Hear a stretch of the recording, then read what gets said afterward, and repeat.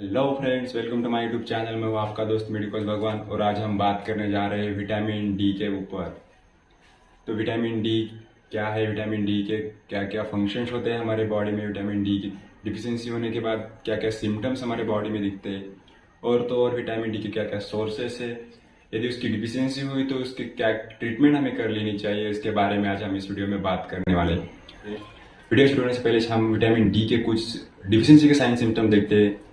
यदि आप में या आपके आसपास किसी में भी दिख रहे हैं तो आपको ये वीडियो काफ़ी फायदेमंद होने वाला है। तो देखते हैं विटामिन डी के सिम्टम्स क्या होते, कमी होने के कारण क्या होते हैं।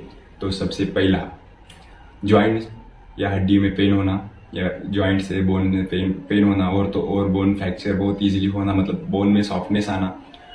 और देखा जाए कि हाइपरटेंशन है, डायबिटीज़ है, और तो वीकनेस, ये सभी सिम्टम्स ये विटामिन डी के डिफिशियंसी की वजह से हमारे बॉडी में होते हैं। और देखा गया है कि इम्यूनिटी काफ़ी लो हो जाती है, और तो और बच्चों में देखते हैं कि बच्चों में रिकेट्स होता है, जिसे हम होता है जिसमें बच्चों के जो भी पाँव के जो भी हड्डियाँ होती है वो तिरछी हो जाती है, मतलब उनमें कर्व आर्क तैयार होता है, वो हड्डियाँ काफ़ी सॉफ्ट हो जाती है। स्क्रीन पे भी देख सकते हैं नॉर्मल हड्डी कैसी होती है, और आफ्टर विटामिन डी 3 की डिफिशियंसी के बाद रिकेट्स होने के बाद हड्डियाँ कैसी होती है ये भी देख सकते हैं। और तो और अडल्ट में ऑस्टियोपोरोसिस हो सकता है, मतलब उनमें कैल्शियम की कमी हो सकती है। सॉरी, कैल्शियम मतलब जो भी कैल्शियम बॉडी को चाहिए उसका कैल्शियम का बैलेंस भी कर सकता है, क्योंकि कैल्शियम का एब्जॉर्प्शन के लिए हमें विटामिन डी काफ़ी मात्रा में फायदेमंद होता है, मदद करता है। यदि वो विटामिन डी नहीं होगा तो कैल्शियम का एब्जॉर्प्शन नहीं होगा, और आपके जो भी बोन्स है वो काफ़ी वीक होएंगे, उनमें डिजेनरेशन हो जाएगा, उनमें ऑस्टियोपोरोसिस हो सकता है। अब हम बात करेंगे विटामिन डी की। वीडियो को आगे बढ़ने से पहले नीचे वाला सब्सक्राइब का बटन दबाना ना भूलें। तो आज हम बात करने जा रहे हैं विटामिन डी के बारे में। तो विटामिन डी क्या है? तो विटामिन डी एक फैट सोल्युबल विटामिन है, जिसे हम एंटी रिकेट्स फैक्टर नाम से भी जाने। दूसरा है कि विटामिन डी के दो टाइप्स होते हैं, एक है D2 और दूसरा है D3। D2 को हम कैल्सिफेरॉल बोलते हैं और D3 को कोलियो कैल्सिफेरॉल बोलते हैं। जो D2 है वो कैल्सिफेरॉल जो है वो हमारे बॉडी में तैयार नहीं होता, हमें वो प्लांट से लेना पड़ता है इनडायरेक्टली। प्लांट सनलाइट से वो उनके अंदर बनता है, और हमें इनडायरेक्टली वहाँ से मिलता है। तो कैल्सिफेरॉल हमारे बॉडी में तैयार नहीं होता। दूसरा है कोलियो कैल्सिफेरॉल। कोलियो कैल्सिफेरॉल हमारी बॉडी में तैयार होता है, हमें सनलाइट की मदद से वो हमारे बॉडी में वो बनता है। तो ये था। अब हम बात करेंगे विटामिन डी के हमारे शरीर में क्या क्या कार्य होते हैं, उसके क्या क्या फंक्शन होते हैं। तो सबसे पहले कैल्शियम और फास्फोरस का एब्जॉर्प्शन करने के लिए ये बहुत ही ज़रूरी होता है। दूसरा है कि शरीर को मजबूत रखने के लिए, शरीर को स्वस्थ रखने के लिए, आपके बोन्स को स्ट्रॉन्ग रखने के लिए, बोन्स या टीथ हो गया, जो भी स्टोनी पार्ट है उनको स्ट्रॉन्ग रखने के लिए हमें विटामिन डी की काफ़ी मात्रा में ज़रूरत होती है। और तो और छोटे बच्चों में देखा जाए कि उनमें रिकेट्स का प्रॉब्लम ना आ जाए, उनमें जो भी डिफॉर्मिलिटी ना आ जाए, इसको अवॉइड करने के लिए हमारे बॉडी में कैल्शियम की कैल्शियम जरूरी चाहिए। और तो और कैल्शियम के लिए हमें विटामिन डी चाहिए, क्योंकि एब्जॉर्प्शन करना है कैल्शियम, तो हमें विटामिन डी काफ़ी चाहिए।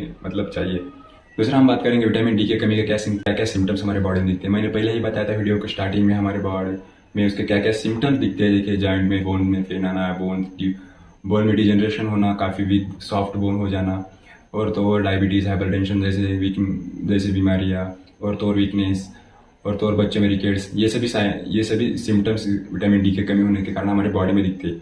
अब हम बात करने जा रहे हैं कि विटामिन डी के सोर्सेज क्या क्या है। विटामिन डी के दो टाइप के सोर्सेज है। पहला सोर्स है जो मेजर सोर्स है वो है सनलाइट, और सेकंड सोर्सेज जो है वो फूड्स में भी हमें जो लीवर्स होते हैं उनमें विटामिन डी काफ़ी मात्रा में पाया जाता है। दूसरा है कि अंडे है, और तो और दूध है, दही है, संतरा है, उसके बहुत, और तो और मशरूम है, उन सभी में हमें विटामिन डी मिलता है।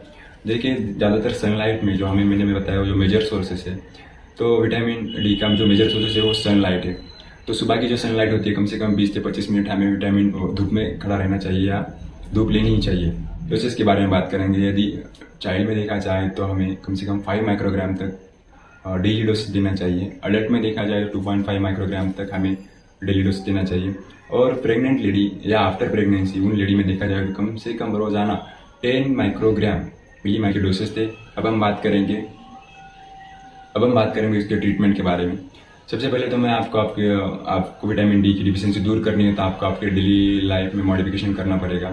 उसमें यदि आप नाइट शिफ्ट का जॉब कर रहे हैं या आपके सनलाइट से कुछ कांटेक्ट ही नहीं होता दिन भर में, और तो और आपके खाने में भी विटामिन डी के जो सोर्सेस है वो नहीं आते, तो आपको एक मॉडिफिकेशन करना ही पड़ेगा।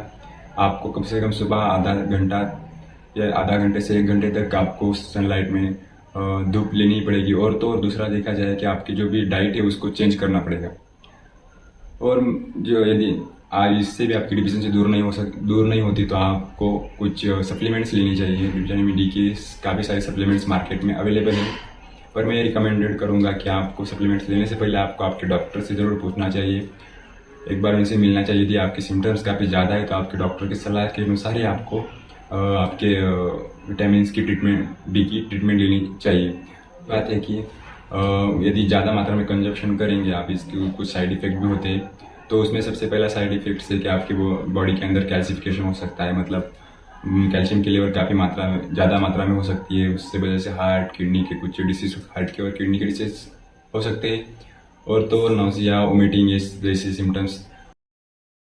तो गाइस, वीडियो पसंद आया होगा तो वीडियो को लाइक और शेयर करना ना भूलें, और ऐसे हेल्थ रिलेटेड वीडियो को देखने के लिए मेरे यूट्यूब चैनल को अभी सब्सक्राइब